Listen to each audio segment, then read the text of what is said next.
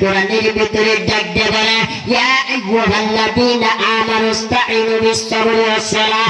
ও বান্দারা তোরা একটু সবর ধারণ কর, সবরের মধ্যে কিন্তু নিয়ামতের ফল আল্লাহ বাড়িয়ে দিবে। জোরে জোরে কোন কথা ঠিক কিনা? আর জোরে বলেন ঠিক কিনা?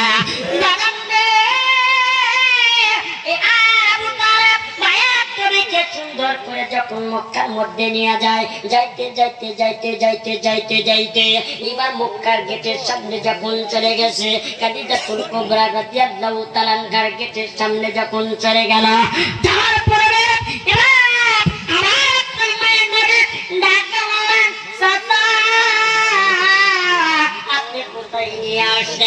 এই গেটটা দেখতেছে, গেটটা কার? বলে এইটা পুরো খাদিজাতুল কুবরার গেট।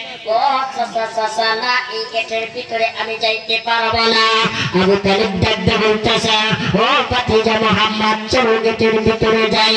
মুহাম্মদ ডাকতে বললেন কেমন নবী আমার